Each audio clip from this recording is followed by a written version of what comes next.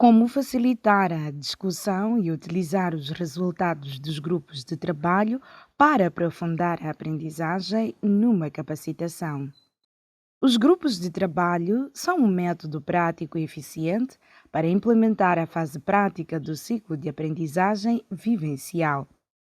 A formação deverá prever o trabalho em grupos para proporcionar o espaço de debates e reflexão necessários para que cada formando possa tirar as suas próprias conclusões.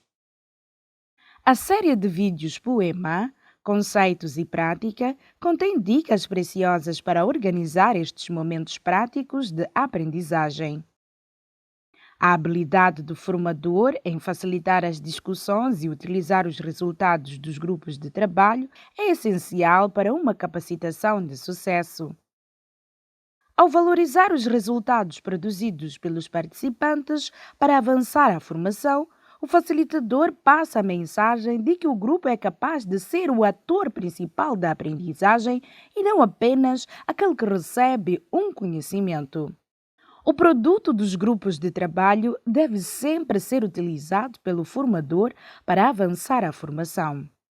Ao facilitar as discussões, usando a contribuição dos participantes, o formador poderá manter a ligação e coerência entre o que já foi vivenciado e o que ainda acontecerá nas sessões seguintes, até que todos alcancem o objetivo da capacitação.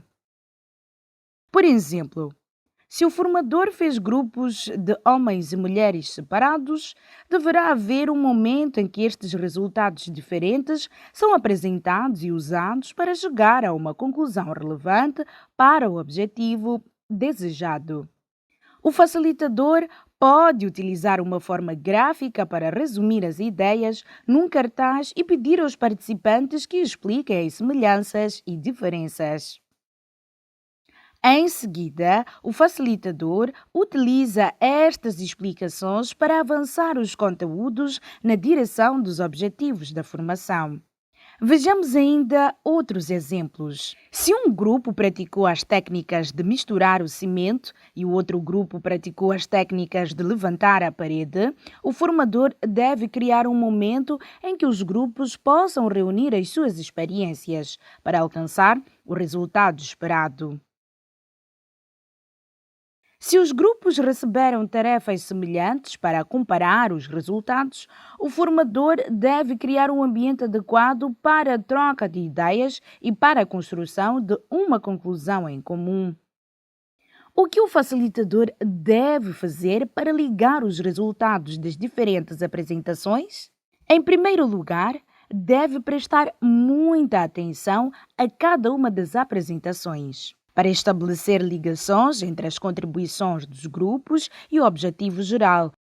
O formador deverá conhecer a estratégia da capacitação do começo ao fim, isto é, o que chamamos de narrativa da formação.